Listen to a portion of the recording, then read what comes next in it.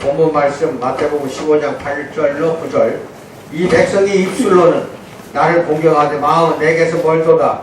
사람의 계명으로 교훈을 삼아 가르치니 나를 헛되이 경배하는도다 하였느니라 하시고, 이 예수님이 이 백성들에게 말하자면 말씀하시는 겁니다. 입술로는 공경한다고 해요. 입술로는 주님을 모신다고 하고 하나님을 사랑한다고 해요. 그런데 마음은 이미 멀어져 버렸다 이거야. 즉 마음으로는 그렇게 하지 않는다 이거야. 그러지? 가끔가다 남편한테 화가 나면 짜증이 나면 마음은 말하자면은 아주 멀어져 있는 상태에서 남편이 뭐라고 말한다고 했을 경우 그냥 그 혼나기 싫으니까 그냥 마지못해 하는 거 그거 많이 있었지? 똑같아. 입술로는 공경한다고 그래 그냥. 그래 놓고 마음은 멀어졌다. 그리고 맨 말하는 것마다 하나님의 말씀 진리만 말하는 게 아니라 사람의 계명으로 교훈을 삼아서 사람의 계명을 가르친다 이 말이야. 그러니까 하나님이나 나를 헛되이 경배하는 거나 똑같다 이 말이에요. 아시겠어요? 무서운 말씀입니다. 이것이 여러분에게는 뼈를 찌르는 말이 돼야 되는데 오늘 그리스도인은 누구인가? 나는 그리스도인인가? 이것은 매우 중요한 질문입니다. 나의 나 된 것은 하나님의 은혜로다 라고 바울 사도는 담대히 고백했습니다. 내 속에 있는 모든 것은 성령의 역사적인 결과인가를 한번 생각해 보세요. 내 속에 있는 모든 것이 주님께 유익이 되며 또 주님께 유익을 드리는가를 생각하면서 이 설교를 들으시기 바랍니다. 첫째, 세상에 동화되어버린 그리스도인들이 너무 많습니다. 우리 중에 많은 그리스도인이 세상에 동화되어서 살아가고 있어요. 그래서 절친한 친구들조차도 우리를 그리스도를 닮은 그리스도인이라고 부르지 않을지도 몰라요. 그리고 회사 동료들도 우리를 그리스도인이라고 부르기를 주저할지 모릅니다. 혹은 그들이 우리를 단지 교회에 출석하는 사람 정도로 알고 있는지도 몰라요. 아니 어쩌면 이보다 더 심한 상황에 빠져 있는지도 모릅니다. 그래서 우리는 지금 자신이 어디에 있는지조차도 모르는 선량한 사람들을 방관만 하고 있을지도 모르고 있어요. 나는 주님의 사람인가 아닌가? 그들에게는 이것이 해결되기 어려운 문제처럼 보입니다. 그들은 자신에게 신뢰를 주고 분명한 가르침을 줄 수 있는 사람을 원하고 있어요. 그러면 우리는 이 같은 근심에 빠진 사람 또한 모든 사람을 위해서 그리스도인은 어떤 사람인가? 라는 질문에 답해 주기를 노력하기 시작해야 됩니다. 한 번은 이제 캠브리지 대학의 한 학생이 자기 학교에서 어떻게 하면 효과적으로 전도할 수 있는지 질문한 적이 있는 거를 내가 발췌한 겁니다. 선생님도 아시겠지만 술 마시고 조심성 없고 비신앙적인 사람들이 적지 않습니다. 그럼에도 불구하고 그들 대부분은 정직하고 바르고 깨끗한 삶을 살고 있습니다. 사실 이들과 저의 차이점은 그들은 신앙 고백을 전혀 하지 않는 반면에 저는 겸손하게 제 자신을 주 예수 그리스도의 제자로 고백한다는 것입니다. 저의 고충은 바로 이것입니다. 즉 그들이 지금껏 소유하지 못한 것, 제가 그들에게 주어야 할 것이 무엇인가, 과연 무엇을 주어야 할 것인가 하는 것이 나한테는 고충입니다. 이거예요. 그들에게 있어서 구원은 무엇을 의미합니까? 이게 상대방이 아주 비신앙인이면서도 불구하고 정직하고 바르고 깨끗한 삶을 살고 있는 사람들이 있더라 이 말이에요. 이 젊은 그리스도인의 고충을 이미 심각하게 여러분들은 체험하고 있지 않습니까? 우리 주변에는 친절과 관대함, 정직하고 단정함으로 일관된 삶을 살아가는 사람들이 많이 있습니다. 그러나 이들 대부분은 성경을 읽지도 않고 기도도 하지 않고 교회에 출석하는 것도 중단하고 있습니다. 분명 그들은 자신의 삶에서 기독교를 제시키고 있다 이겁니다. 공개적으로 자신이 그리스도 편에 있다고 고백하는 자들은 아주 소수에 불과하더라 이겁니다. 그리고 이 소수만이 여가 시간의 상당 부분을 기독교 활동에 헌신하고 있습니다. 그렇다면 이들은 자신의 믿지 않는 친구들을 위해서 무엇을 합니까? 이런 질문은 몇몇 그리스도인 지도자들에게만 국한되는 건 아닙니다. 우리 모두는 이 문제에 직면해 있는 것을 확실히 알기 바랍니다. 우리 주변에는 겉만 번지르하고 매력적인 사람들, 즉 종교를 세속 조류에 내팽개쳐버리고 종교를 아무렇지도 않게 생각하는 사람들이 많습니다. 그리스도께로 돌아오라. 그리하여 그 영혼을 구하고 이제 후로는 천국을 소유하라고 이 같은 말이 그들에게는 아무런 호소력을 갖지 못합니다. 그들은 자연스럽게 이렇게 대답할 것입니다. 그리스도가 우리의 삶이나 앞날 그리고 유익 등에 있어서 어떤 명백한 차이를 가져다 주지 않는다면 우리가 신앙인이 되기 위해 굳이 애쓸 필요가 뭐 있겠는가. 대부분의 현대인들은 이렇게 반문을 합니다. 아시겠어요? 옛날 2000년 전에 잘 들으세요. 2000년 전에 헬라인들은 하나님과 그 진리를 이해하려고 애를 썼고, 그 당시 히브리인들, 유대인들은 하나님과 진리를 경외하려고 애를 썼어요. 아시겠어요? 그런데 현대 오늘날 사는 우리들은 잘 들으세요. 서구 문명을 받아들인 사람들은, 그런 나라들의 사람들은 하나님과 진리가 나에게 무엇이 실용적인가, 삶을 살 때 무엇이 유익한가를 따진다니까. 그렇게 하고 기독교를 판단한다 이 말입니다. 결국 그들은 종교를 내 쾌락을 빼앗아가는 것, 즉 하지 말라 하는 계명들의 집합체쯤으로 종교를 치부해버리고 말아요. 아이고 뭐 하지 말라, 귀찮아, 자꾸 그런 거 말 듣기 싫어 하고 교회도 안 간다 이 말이에요.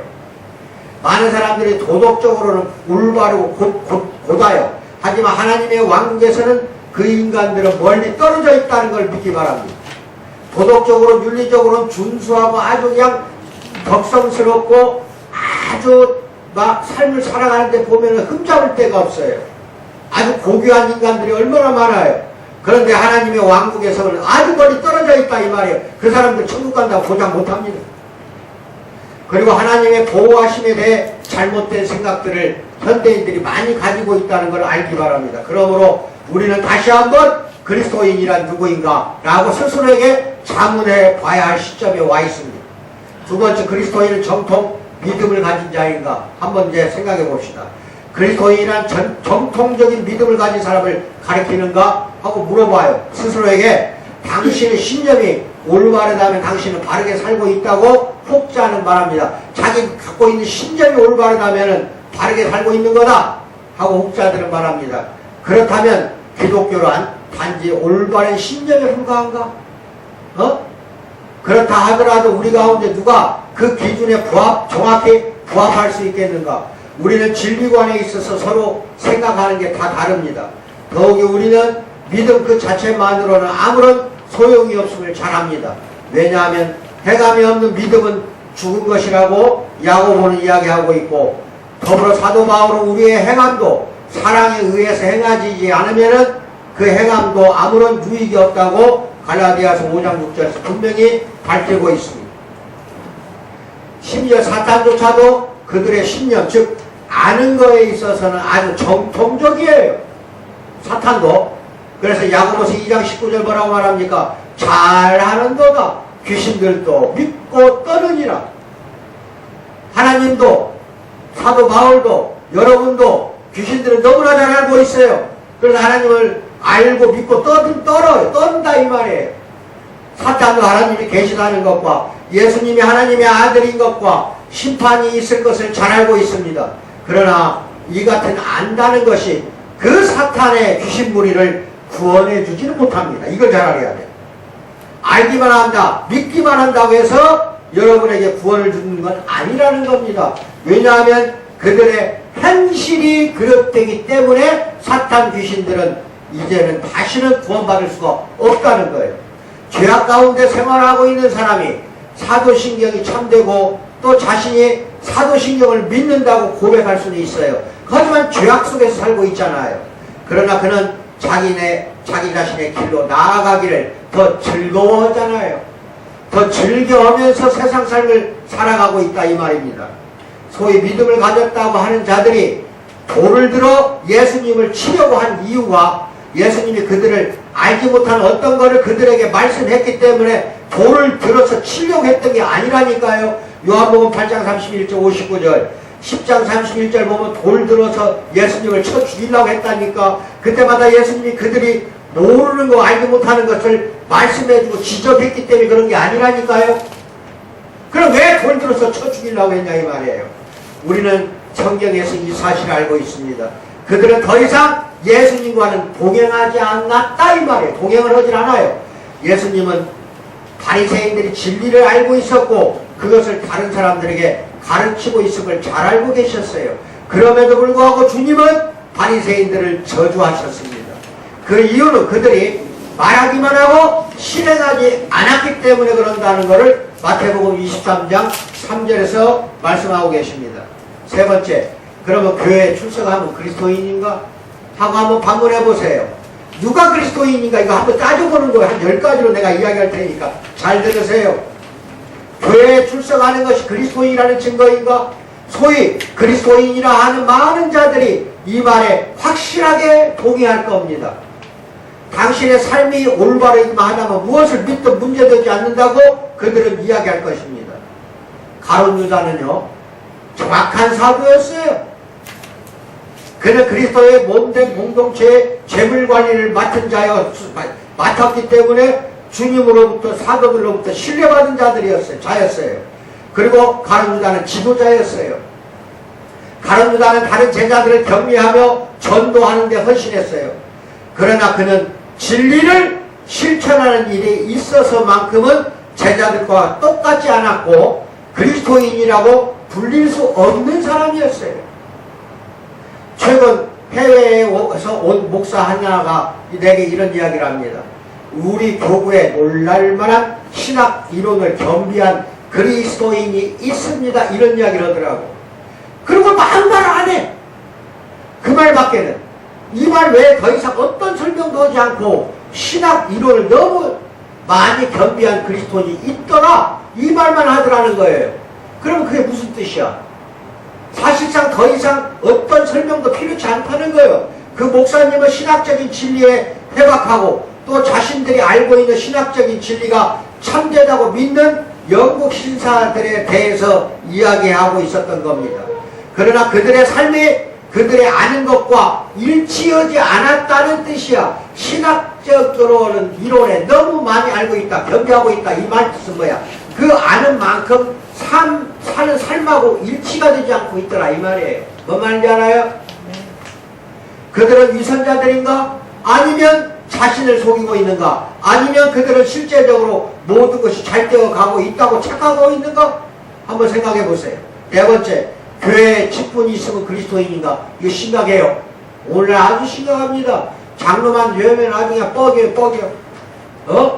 교회가 날아가라 하고 자기 건 줄 알아.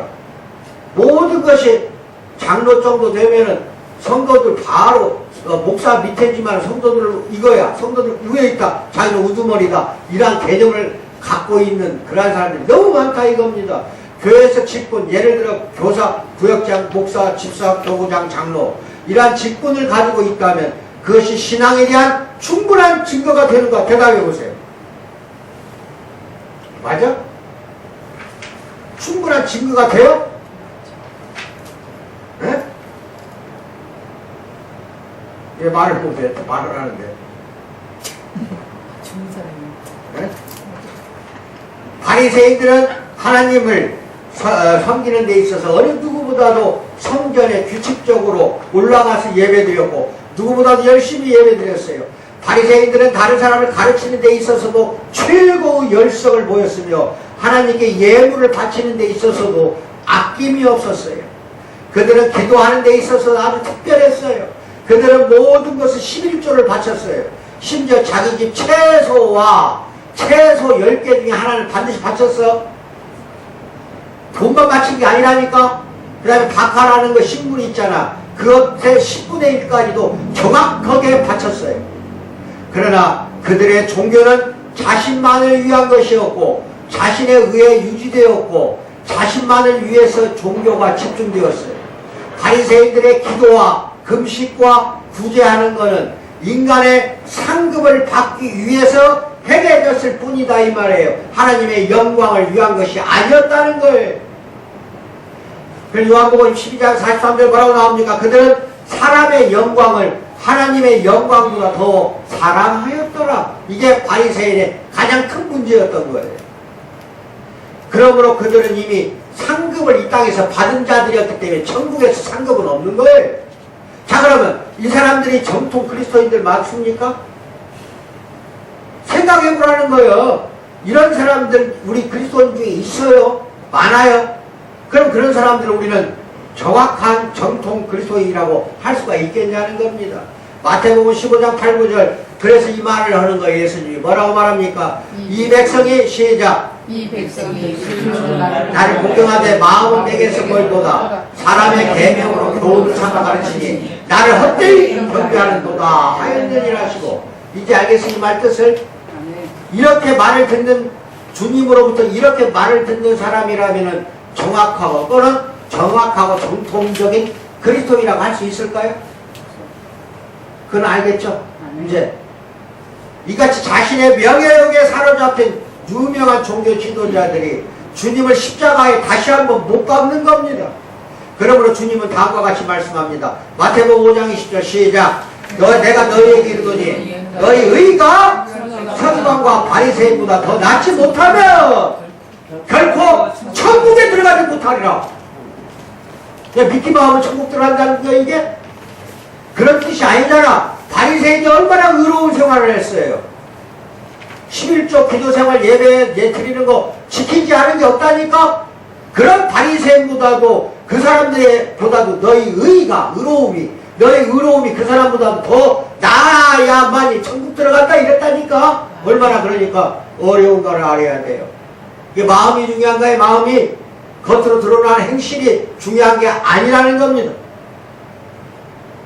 이같이 그리스도를 구세주로 믿는 믿음 그리고 그분에 대한 진정한 사랑에서 나오지 않는 선행은 무가치할 뿐만 아니라 아무런 열매도 맺지 못하는 믿음이라는 거 반드시 알고 계셔야 됩니다.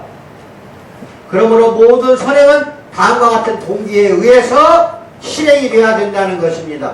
자, 나는 나의 영혼을 구하기 위해 일하지 않으렵니다. 왜냐하면 주님이 이미 그 사역을 이루셨기 때문에 나의 영혼을 구하기 위해서 일하지 않는다 이거예요. 왜? 내 영혼을 구하는 사역은 누가 해줬어? 예수님. 그렇죠. 주님이 해줬는데 내가 왜 내 영혼 구하려고 발버둥을 치냐는 겁니다. 이제 알겠어요? 다 구해줬는데 그보다 나는 하나님의 영광스러운 아들을 즉 예수 그리스도를 사랑하기 위해 종처럼 일할 것입니다. 이 고백이 정확히 나와야 됩니다.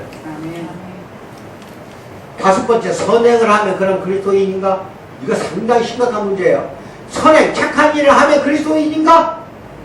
그리스도의 이름으로 이룬 업적이 그리스도인이라는 증거인가? 이거 이름에 대해 잘 생각해. 예수 그리스도 이름으로 기도합니다. 예수 그리스도의 이름으로 말하느니 귀신아 물러나라, 나가거라. 이름이란 말 너무 많이 흔하게 이야기하는데 이거는 두 가지 뜻이 있어요. 이름, 명성이라는 거 한 가지 뜻이 있고 이 말 그대로 이름이나 명성, 명예. 그다음 두 번째 이걸 잘 기억해. 두 번째 뜻이 있어. 권한. 뭐라고? 예수 그리스도의 이름으로 기도합니다는 예수 그리스도의 권한으로 기도한다는 뜻이고 너 귀신아 예수 그리스도의 권한으로 명하노니 물러나라. 그 이름 속에 뭐까지 같이 들어가? 권한까지. 우리에게 예수님이 권한을 우리에게 이름을 주었다는 것은 우리에게 예수님이 권한을 주었다는 뜻이야. 아멘. 와도? 그러나 주님은 선행이 그리스도 제자직이 아무 증거가 될 수 없다고 그 얼마나 엄숙하고 분명하게 제자들에게 경고했던가를 기억하기 바랍니다. 선행은 아무 상관이 없다는 거예요. 제자직과는 아무 증거가 선행이 될 수가 없다. 공생의 초기에 주님은 심판날 언급하면서 뭐라고 말합니까? 이거 산상수훈에서 나한테 많이 배웠어요. 몇 줄을 거쳤어요. 뭐라고요? 시작. 그날에 많은 사람이 나더러 이르되 주여 주여 우리가 주의 이름으로 선지자 노릇하며 주의 이름으로 귀신을 쫓아내며 이게 이제 주의 권한으로 귀신 쫓아내는 거야. 주의 이름으로 또 권한으로 많은 권능을 행하지 아니하였나이까 하리니 뭐라고 그래? 그때 내가 그들에게 밝히 말하되 내가 너희를 도무지 알지 못하니 불법을 행하는 자들아 내게서 떠나가라 하리라. 마태복음 7장 22, 23절. 이 같은 선행들이 얼마나 어리석은가? 그러나 주님의 이 같은 말씀에도 불구하고 많은 사람들은 그들의 종교 활동들이 자신의 믿음의 신실성과 진실성을 종교 활동이 반증해 준다고 여기고 종교 활동에 열심을 내는 사람이 많더라 이 말이에요. 선행을 열심히 하는 사람이 많더라 이거예요. 그게 증거가 되는 줄 알고. 증거가 되는 게 아니야 선행은. 뿐만 아니라 심지어 그런 활동을 구원받는 한 방법이나 보조수단으로 생각하기까지도 하더라 이 말이에요. 선행은 구원받는 수단이 아닙니다. 은혜로 구원받는 거예요. 나는 성가대의 한 소년과 영적인 주제에 대해 이야기한 적이 있습니다. 어느 정도 이야기를 나눈 후 내가 물었습니다. 너는 성가대에서 부르는 찬양이 내 영혼을 구해줄 거라고 생각하느냐? 이 앞에 찬양이 넣어줘. 그 찬양하면서 그 찬양이 너의 영혼을 구해줄 것이라고 생각하느냐? 아니요. 글쎄 그건 아닙니다. 하고 성가대원이 계속해서 말하는데 뭐라고 또 말하냐? 전 그렇게까지 깊게 나아가고 싶진 않습니다. 선생님도 아시다시피 구원을 얻기 위한 다른 여러 방법이 있지 않습니까? 이 거꾸로 이야기하는 거예요. 구원을 얻기 위한 다른 여러 가지 방법이 있어? 없어요. 하나도 없어. 아멘. 인간이 구원을 얻기 위해서 할 수 있는 여러 가지 방법이 있어? 없어요. 구원은 전적으로 하나님 베푸는 은혜에 의해서 받는 거예요. 아멘. 은혜로 구원을 받는 거기 때문에 여러분이 선행을 아무리 잘해도 찬양을 아무리 잘해도 기도를 아무리 열심히 해도 예배를 아무리 열심히 드려도 아무런 구원하고는 상관없어요. 하나님이 은혜를 베풀어 줬을 때 그 사람이 그 은혜에 의해서 구원을 받는 거예요. 그러나 성경은 뭐라고 말합니까? 에베소서 2장 8, 9절 시작. 너희는 그 은혜에 의하여 믿음으로 말미암아. 나오잖아. 하나님의 은혜에 의하여 그 하나님을 믿는 믿음으로 말미암아 뭐야? 구원을 받았으니 이렇게 나오잖아. 이것은 너희에게 난 것이 아니오. 우리로부터 나온 게 아니라 하나님의 선물이라. 뭐라고? 선물. 구원은 뭐라고? 선물. 하나님의 선물이라. 행위에 난 것이 아니니 이는 누구든지 자랑하지 못하게 하려고 행위로 구원시키지 않는다는 겁니다. 네. 어떤 사람은 선한 행위를 잘하니까 너는 구원받고 너는 선한 행위를 하지 않았으니 조금만 했으니 너는 조금만 구원해준다. 이렇게 하면은 선한 행위를 많이 한 놈들이 자랑할 거 아니냐 이 말이야. 내가 선한 행위 잘했으니까 나는 당연히 구원받아요 하나님. 이따위로 자랑한다 이 말이에요.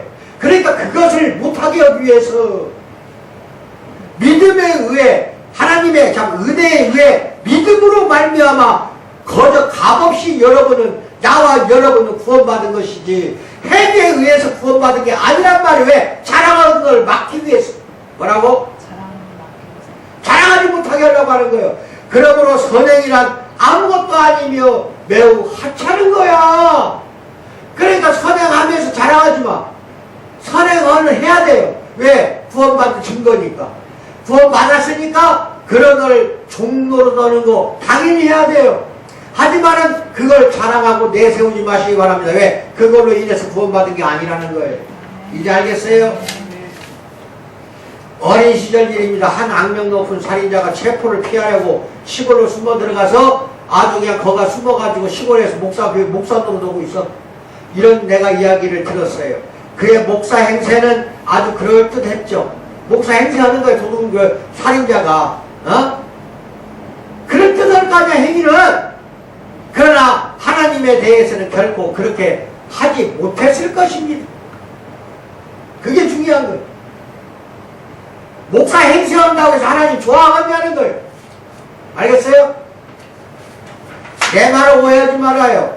사실 정통적인 신조를 소유하고 참된 교회에 소속되어 하늘에 계신 우리 아버지 앞에 사랑과 성실로서 자발적인 봉사를 하는 것은 반드시 해야 되고 좋은 일이긴 합니다.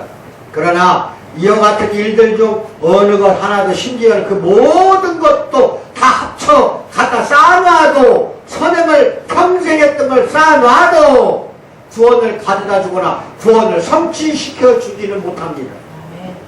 디도스 3장 5절 합독합니다. 시작. 우리를 구원하시되 우리가 행한 바 의로운 행위로 말미암지 아니하고 오직 그의 긍휼하심을 따라 하나님이 우리를 불쌍히 여김에 따라 중생의 씻음과 성령의 새롭게 하심으로 우리를 구원하셨다. 아멘으로 받으시기 바랍니다. 따라서 이런 것들은 우리가 하나님의 은혜로 구원받았던 사실에 아무런 행위나 이런 것들은 증거가 되지 못한다는 거예요.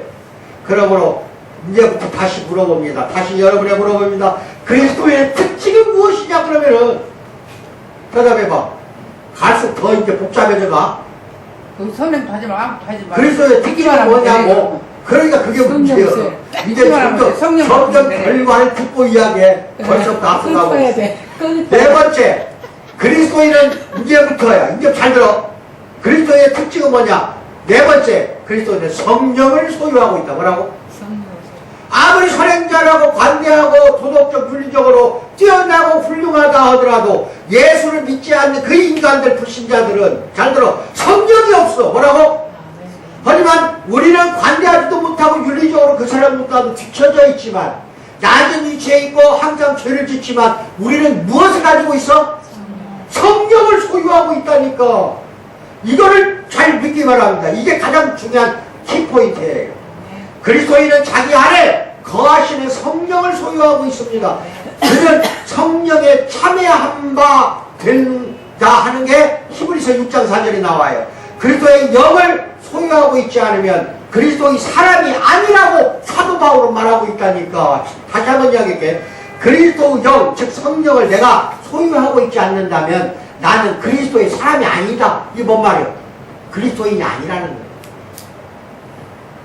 이게 성령을 소유하고 있어야만이 나는 그리스도인이야. 뭔 말인지 알아요? 그래서 뭐라고 말해 사도 바울이? 육체 가운데 거하는 자는 하나님을 기쁘게 하지 못한다? 이렇게 이야기하고 나오잖아요. 왜? 육체 가운데 거했다는 건 성령이 없고 육신의 영만 있다는 거예요.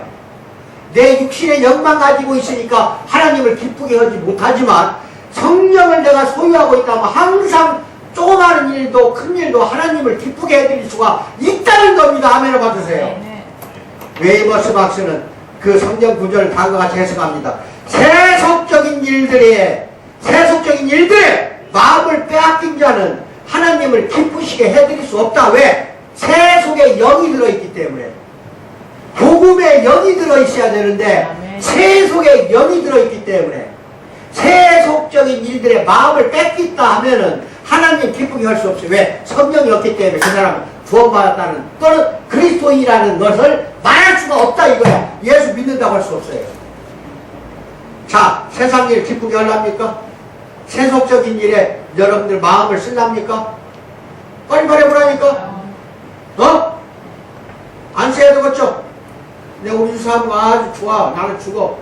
세속을 다 끊었다니까 정말이. 그 좋아하던 세속의 오락이라든지 쾌락 다 끊어버렸어. 그러니까 친구들이 놀랜다고 하잖아. 그러니까 하나님이 기뻐하는 거예요. 왜? 그 안에 성령이 있기 때문에 그게 가능한 거예요. 저 유사모 안에 성령이 없어. 그 세속에 영이 있다고 한다면 결코 이 자리에 앉아있을 수 없다니까. 이제 아멘을 받아요. 그게 그리스도입니다. 어? 그래서 뭐라고 말합니까? 하나님의 영이 마음속에 거한다면 그 사람은 세속적인 일들에 몰두하거나 골몰하지 않고 영적인 일들에 헌신하려고 한다 이 말이야. 성령이 있기 때문에 영적인 일들에 헌신하려고 한다 이 말이에요. 반면에 그리스도의 영을 소유하고 있지 않다면 그 작자는 그리스도께 속하지 않았다. 로마서 8장 8, 9절 반드시 읽어봐요. 내 안에 그리스도의 영을 소유하지 않았다면 그리스도에게는 속하지 않아. 즉 그리스도의 이 사람이 아니라는 겁니다. 일곱 번째, 그리스도인은 성령의 인도를 받습니다. 내 안에 성령이 살고 계시니까 성령이 나를 인도하는 거예요. 그래서 그리스도인은 성령의 인도하심을 받는다. 사도 바울은 뭐라고 말합니까? 로마서 8장 14절 시작. 무릇 하나님의 영으로 인도함을 받는 사람은 곧 하나님의 아들이라. 뭐라고? 하나님의 아들. 이제 알겠어요? 하나님의 영, 그게 성령이야. 하나님의 영, 예수 그리스도의 영, 이거 다 뭘 말하는 거야? 성령이야. 성령의 인도함을 받는 사람만 하나님의 아들이다 이 말이에요. 이 같은 성령의 인도하심을 알고 있습니까? 이제 알고 있어? 깨닫고 있냐? 이게 중요하다. 잘 들어. 이게 마음속에서 이것은 하나님의 방법이다. 이것은 하나님의 방법이다. 이 안에 거하라. 이것을 행하라. 저것을 하지 말라. 이런 음성, 성령의 음성을 들은 적 있어 없어? 나 여러 번에 물어보는 거예요. 그런 성령의 음성을 지금까지 단 한 번이라도 들은 적 있어 없어? 단 한 번이라도 없어요. 없어? 그럼 마음대로 해버렸습니까? 예, 네. 행동을 내 마음대로 해버렸어? 하나님 말씀대로 하려고 노력했어요. 성령 안. 그 노력하게 만든 건 누구예요? 성경을 소유하고 있으니까 그런 거예요. 내가 내 생각으로 내 노력으로 하나님 말씀대로 나는 살려고 하겠다 살겠다 각오하는 것도 자기가 한 거예요? 성령이 이 안에 있으니까 성령이 그렇게 각오하게 만든 거예요. 이제 알겠어? 성령이 내 안에 있었기 때문에 그렇게 살도록 노력하도록 했다 이 말이야. 이게 성령이 있었기 때문에 한 거지 내 생각대로 한 게 아니라는 거야. 그래서 주권자가 누구라는 거예요? 여러분의 마음과 생각과 뜻을 주관하시는 분은 오직 예수 그리스도밖에 없어요. 아멘. 그런데 주관하고 있으니까 여러분들이 지금 어떤 때는 가만히 생각을 해봐. 내가 이거 뭐 하나 하려고 하는데 아차 이거 하려고 하는데 아차 이거 하나님 방법 맞을까? 생각해보라 이 말이야. 그렇게 생각하고 판단을 먼저 하라는 거예요. 그건 성령이 내 안에 있기 때문에 가능한 거예요. 아 이게 하나님 방법일까? 하나님이 기뻐하실까? 그렇게 생각하도록 만든 건 내 안에 있는 누가 나를 그렇게 생각하게 하는 거예요? 누가? 성령. 그게 성령의 음성이라고 하는 거예요. 그게 음성이야. 그래서 이 안에 거하라. 이것을 해봐라. 그리고 네가 하려고 하는 그것을 하지 말라. 뭔 말인지 알아? 이렇게 말하는 것도 성령의 음성이라는 걸 믿기 바랍니다. 이런 음성에 기울인 것이 언제인가 기억해봐. 날마다 매 순간 귀를 기울이세요. 성령의 음성에 복종하고 그 음성을 기쁘게 들으세요. 성령의 인도하심에 늘 복종하세요. 바로 이것이 우리가 하나님의 아들이라는 그게 증거입니다. 여기서 내가 말하는 복종은 지속적인 복종이지 단 한 번만 하라는 뜻이 아니에요. 도둑이 정직하게 행하는 것을 가장 최선의 방책이라고 확신한다면 그렇게 할 때도 있기 때문에 도둑이 한 번은 정직하는 거 할 수도 있어 도둑이. 근데 계속 정직하게 하냐 이거야 도둑이. 안 한다니까. 마찬가지로 크리스찬도 하나님의 아들이라는 증거가 나타나려면 지속적인 복종이 필요해. 지속적으로 순종을 하니까 쉬지 말고 순종해. 쉬지 말고 뭐 기도하라. 범사에 감사하라. 쉬지 말고 순종하라. 범사에 감사하라. 이게 올바른 길이에요. 여덟 번째, 그리스도인은 하나님의 성품에 참여한 자입니다. 사도 베드로 뭐라고 말합니까? 그리스도인들을 자 베드로후서 1장 4절 시작. 신의 성품에 참여한 자. 즉 신의 성품을 가지고 있다는 겁니다. 하나님의 성품을 가지고 있다는 뜻이야. 히브리서 3장 14절 시작. 우리가 시작할 때에 확신한 것 끝까지 견고히 참고 있으면 그리스도와 함께 참여한 자가 된다고 그렇게 이야기합니다. 아시겠어요? 우리는 그의 거룩하심에 참여케 된다고 히브리서 12장 10절에서 이야기합니다. 사도 요한은 뭐라고 말합니까? 요한복음 1장 12절 시작. 영접하는 자 곧 그 이름을 믿는 자들에게는 하나님의 자녀가 되는 뭘 줬어요? 권세를 주셨다고 요한도 이야기를 합니다. 그리스도를 믿는다는 것은 그리스도를 영접한다는 것이고 그리스도는 하나님이시고 하나님은 사랑이시고 성령은 우리에게 그리스도를 제시해 주시고 그리고 그리스도의 사랑을 보고 느끼고 알게 해준다. 성령이 내 안에 들었다. 그럼 하나님은 사랑이다. 그럼 내 안에서 사랑이 넘쳐나와야 돼.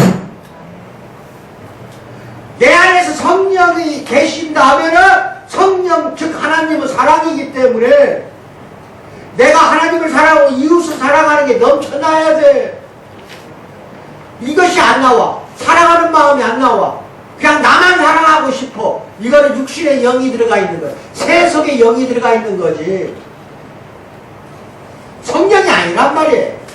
바른 신앙인은 그리스도의 사랑으로 충만해야 되고 그리고 그 사랑으로 넘쳐나야 되고 그리고 심지어 원수까지도 사랑해야 됩니다. 요한일서 3장 14절 시작. 우리는 형제를 사랑함으로 사망에서 옮겨 생명으로 들어간 줄 알거니와 사랑하지 아니하는 자는 사망에 머물러 있느니라. 사랑하지 아니하는 자는 사망에 머물렀다는 건 지옥을 말하는 거예요. 사망이 지옥이야. 지옥 권세가 꽉 잡고 있는 게 사망이야.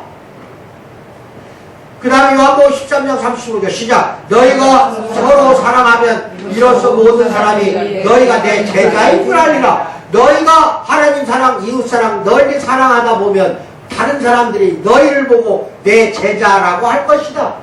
이게 그리스도입니다. 아멘. 이 같은 사랑이 마음속에서 샘솟고 있습니까? 대답해봐요. 왜 대답을 못해? 부족하니까 진짜. 아멘. 한 번도 안 했으니까 그래? 했어요. 했으면 얘 아멘 해야지. 네. 다시 할게. 이 같은 사랑이 마음속에 샘솟고 있습니까? 아멘. 다른 사람들이 우리 안에 있는 인류를 향한 주님의 사랑을 주목하고 발견한다고 믿고 있습니까? 아멘. 온유하고 헌신적이지 않으며 사랑의 성품을 갖지 않았다면 무언가 우리는 잘못된 것입니다. 사랑이 없으면 우리가 누구의 소유이고 우리가 경배하는 분이 누구인지 우리 자신이나 다른 사람들이 어떻게 알겠는가? 사랑해야 알지. 사랑은 제자됨을 나타내는 그래서 증거야. 사랑하지 않으면은 예수를 믿는 사람 또는 그리스도인이라고 할 수가 없다니까. 왜? 증거가 눈에 안 보이는데. 마음으로만 사랑하는 거예요. 사랑은요 명사가 아니라 동사입니다. 뭐라고? 동사. 사랑은 뭐라고요? 동사. 행동하는 거예요. 동사야. 명사가 아니야. 어? 그러잖아. 유사모 보고 유사모가 가끔가 나 사랑해 하고 나한테 해봐. 그럼 내가 가끔가 나 한 번씩 물어보고 나 사랑해. 거짓말하고 앉았네. 요지라해. 왜? 명사로만 사랑했다는 거죠. 명사로만. 동사로 사랑하려면 껴안아주기도 하고 그렇게 안아주기도 하고 달래주기도 하고 얼려주기도 하고 선물도 주고 이게 동사의 사랑이야. 행동으로 나타나는 사랑 이걸 해야만이 다른 사람이 나를 그리스도인이라고 한다. 아멘을 받아요. 아멘. 입으로만 사랑하지 말라. 아까 서두에 본문 말씀 뭐라고 그래? 입술로는 나를 공경한다고 하나. 이거 그리스도인이 아니라는 거예요. 제자가 아니에요. 요한일서 4장 8절 시작. 사랑하지 아니하는 자는 하나님을 알지 못하나니 이는 하나님은 사랑이기 때문에 그래요. 사랑하지 않는 사람은 하나님을 몰라. 왜? 하나님이 사랑이니까. 하나님이 사랑인데 사랑도 않고 있어. 그런데 어떻게 하나님을 안다고 할 수가 있냐 이 말이에요. 모르는 거예요. 그거는 하나님을 믿지 않는 거라니까. 사랑은 그리스도인의 중요한 증표이고 표직입니다. 사랑 이상으로 중요한 증표는 없어요. 예를 들면 그리스도인에게는 세상으로부터 구별됨이 반드시 나타나야 됩니다. 즉 세상 가운데 벗어나는 것이 있어야 돼. 세상 속에 살고 있으면서도 세상 속에서 벗어나는 것이 있어야 돼. 그게 가장 중요한 증표가 사랑이야. 뭐라고요? 갈라디아서 6장 17절 시작. 이유로는 누구든지 나를 괴롭게 하지 말라. 내가 내 몸에 예수의 흔적을 지니고 있노라. 사도 바울이 그러잖아. 나를 괴롭게 하지 마. 내 몸에는 예수의 흔적이 있어. 왜 나를 이렇게 괴롭게 하느냐. 그 다음에 요한일서 5장 12절 시작. 아들이 있는 자에게는 생명이 있고 하나님의 아들이 없는 자에게는 생명이 없느니라. 이 안에 아들이 있어. 아들이. 그러면 생명이 있다는 거예요. 생명이. 그리고 내 몸에 예수의 아들이 없는 자는 내 안에 생명이 없는 거. 이미 죽은 인간이야. 그 다음 요한복음 3장 36절 시작. 아들을 믿는 자에게는 영생이 있고 아들에게 순종하지 아니하는 자는 영생을 보지 못하고 보리요. 하나님은 진노가 그 위에 머물러 있다 그러잖아. 진노가 머물러 있다니까. 아들을 믿는 자에게만 영생의 복을 준다 이 말이에요. 아멘이야. 아멘. 아홉 번째 그리스도인이 되는 것이 우선이야. 그리스도인이 되는 게 우선이라니까. 이 설교 오늘 설교는 그리스도인으로서 어떤 존재가 되어야 하며 또 무엇을 해야 하는지에 대해 성경에서는 어떻게 말하는지 알기 원하는 그리스도인들 돕기 위해서 준비된 설교입니다. 그러나 이 설교에서 강조하는 모든 열심은 회개하지 않은 사람이 선한 결심을 한다든지 그리스도의 훌륭하신 모범을 따르려고 노력하기만 하면 그리스도인이 될 수 있음을 의미하는 건 아니야. 반드시 회개해야 돼요. 앞에 설교에서 뭐라고 그랬지? 내가 지난주에 이슬람 교도들, 힌두 교도들, 유대인들도 예수 그리스도를 발견했다고 나는 밝혀줬어요. 대학교에서도 연구한다고 했어요. 그러나 그들은 예수 그리스도를 단지 위대하고 거룩한 모범을 보인 인간으로서만 탐구하고 있는 거예요. 신으로서 예수를 모른다 이 말. 성경 그리스도에 대해서 뭐라고 말합니까? 베드로전서 2장 21절 시작. 이를 위하여 너희가 부르심을 받았으니 그리스도도 너희를 위하여 고난을 받으사 너희에게 본을 끼쳐 그 자취를 따라오게 하려 하셨느니라. 예수의 자취를 따라오게 하려고 우리들에게 본을 주었다. 본보기를 보여주었다는 거예요. 왜? 너희를 위해서, 지금 우리를 위해서 고난을 받았잖아. 그 고난 받은 본보기는 내 발자취를 너희들이 따라오라. 근데 왜 안 따라가냐? 안 따라가니까 그리스도인이 아닌 거예요. 따라가야 그리스도인이에요. 그리스도가 오신 목적은 우리를 위해 죽기 위해서, 죽으시기 위해서 왔어요. 우리는 모두 죄인이에요. 그러므로 죄의 속박에서 우리를 건져줄 구주가 필요하지. 내가 죄인인데 내 스스로가 나를 구원할 수 없잖아. 누군가가 나를 구해줘야 돼. 그게 예수님이라 이 말이에요. 로마서 3장 23, 24절 시작. 모든 사람이 죄를 범하였으며 하나님의 영광에 이르지 못하더니 그리스도 예수 안에 있는 성령으로 말미암아 하나님의 은혜로 값없이 의롭다 하심을 우리는 얻은 자가 되었느니라. 지난 수요일날 이거 십자가에 대한 이야기 했어 안 했어 내가? 대속이라는 거 이야기 대신 예수님 우리를 위해 구속 대신 죽고 값을 치렀다고 했어 안 했어? 하나님의 나라 밖에 있는 그 어떤 사람도 그리스도인이 되기를 열망하는 그 어떤 사람도 가장 먼저 직면해야 하는 문제는 뭐냐? 죄에 대해서 직면하고 마주 봐야 돼. 내 죄를 마주 바라봐야 돼. 그리고 그 죄에서 자신을 깨끗하게 하기 위해 예수 그리스도의 보혈에 의지해야 된다는 거. 요한일서 1장 7절 잘 읽어봐요. 성경은 시종일관 피 흘림이 없은즉 예수의 피 흘림이 없은즉 용서함 사함도 없느니라. 피 흘려야만이 용서를 받아. 히브리서 9장 22절에서 그렇게 말씀하고 있습니다. 우리는 숫소나 양의 피가 죄를 포말시킬 수 없다는 사실을 너무나 잘 알고 있어요. 히브리서 11장 4절, 10장 4절이에요. 우리가 구원을 받은 것은 오직 그리스도의 죽으심과 그의 피 흘리심 때문이에요. 구약의 5대 제사, 또 구약의 희생제사를 잘 보면은 숫소야, 암소야, 빨리 말해봐. 그 다음에 순양이야, 암양이야. 각 뜨고 태워서 내장 긁어내고 불태워 번제로 제사 지내는 건 다 숫소와 순양이야. 순놈만 다 잡아다 죽인 거야. 그래서 그 뒤에 오신 예수도 숫이라고 불러야지. 그래서 예수가 남자야. 남자의 의로 저먹고 흠없고 깨끗한 죄가 없는 의로운 예수님, 그 남자의 피가 우리를 살린 거예요. 그래서 구약시대 때 예수님을 예표하기 위해서 순양과 순염소를 죽인 거예요. 이제 무슨 말인지 알겠어? 네. 어? 그러니까 감히 하나님한테 왜 하나님은 남자만 하나님이냐고. 하나님 어머니도 있다고 그따위 소리 하지 마. 뭐라고? 암양이나 암소가 우리를 구해준 적 있어? 그렇게 잘못된 진리에서 거지 마세요. 구약의 모든 예표 그림자는 예수님을 상징한다니까. 잘 들어요. 성경에 말씀하신 사실 중에 이보다 더 놀랍고 명백한 사실은 없습니다. 나는 이 사실을 반복하며 강조하는데 이 진리가 없다면 성경은 무의미한 아무것도 아닌 책이라니까. 피 흘림이 있은즉 용서함이 있다는 겁니다. 10번째, 그리스도의 피로 말미암아 우리는 그리스도의 보혈로만 죄사함이 가능하다는 사실을 가르쳐주는 성경 구절로 성경의 모든 장마다 챕터마다 가득가득 채울 수 있어요. 하나님은 어떠한 죄인일지라도 그가 믿음과 회개로 예수 그리스도를 바라보면 언제나 우리의 죄를 용서해 주신다고 말합니다. 왜냐하면 거기 한번 쭉 읽어갑니다. 디모데전서 2장 6절 시작. 그가 모든 사람을 위하여 자기를 대속물로 주셨으니 기하기대로 주신 증거니라. 그 다음에 에베소서 1장 7절 시작. 우리는 그리스도 안에서 주의 은혜를 풍성합니다. 그의 피로 말미암아 죄사함을 받았느니라.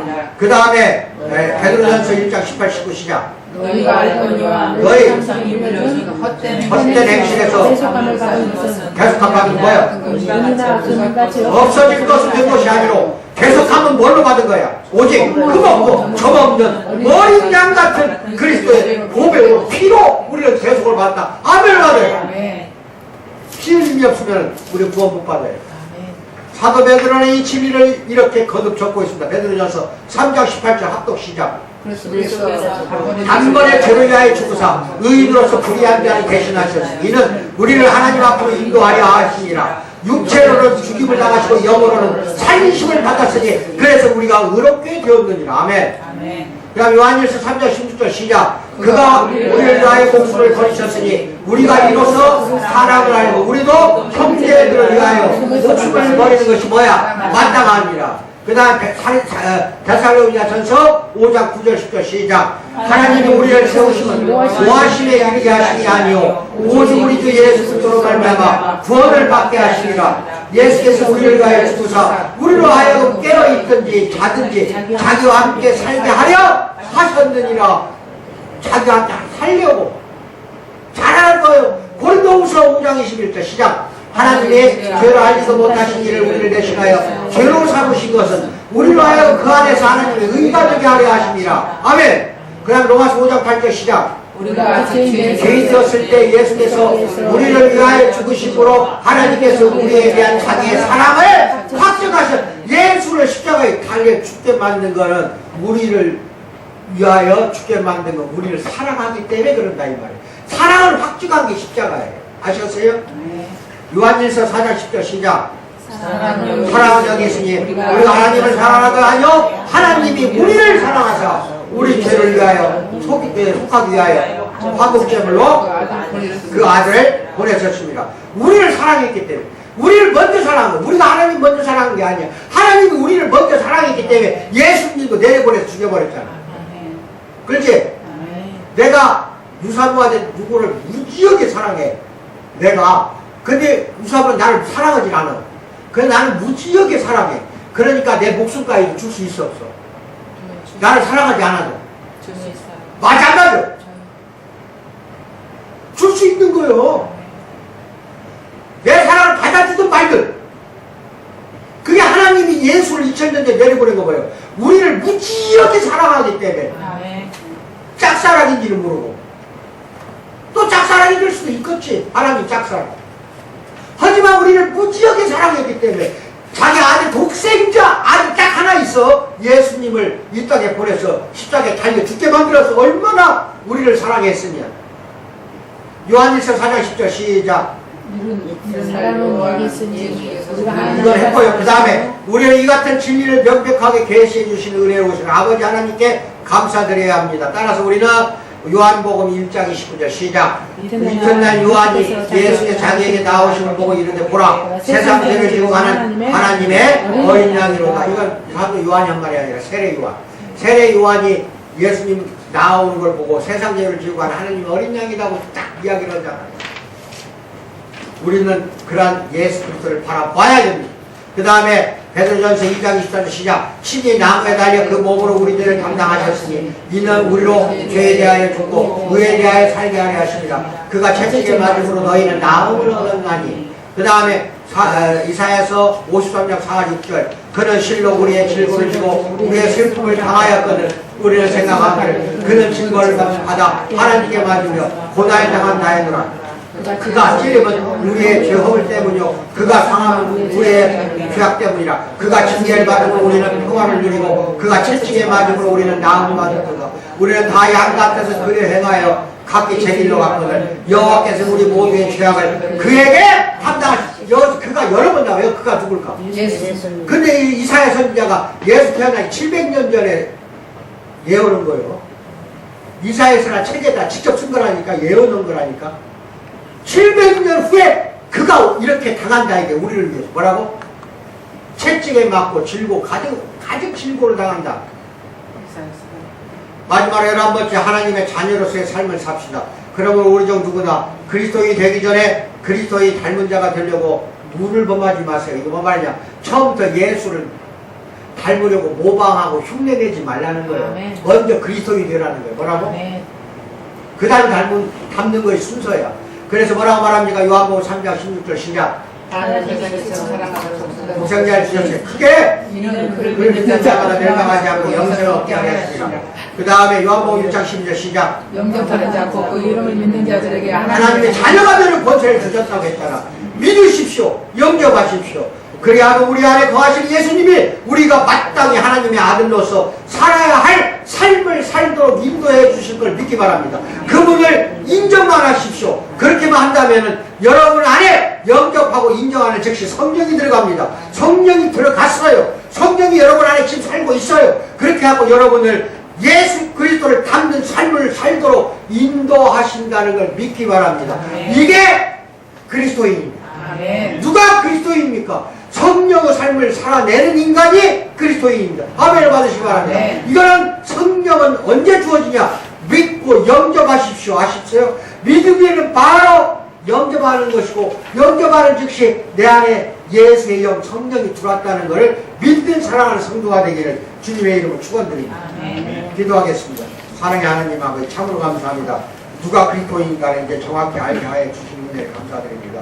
이제 앞으로 이후로는 성령의 참으로 하나님 예수님의 영으로 이 세상을 살아가도록 도와주시고, 세상 영 쫓지 않도록 해주시고, 세상과 구별되는 삶 살도록 할 때에 참으로 이들 연약합니다. 쓰러지지 않고 넘어지지 않도록 받쳐주시고, 의지가 강하여 항상 하나님을 바라보도록 역사 인도하실 줄 믿고 감사드리며 예수님 받들어 기도하옵나이다. 아멘.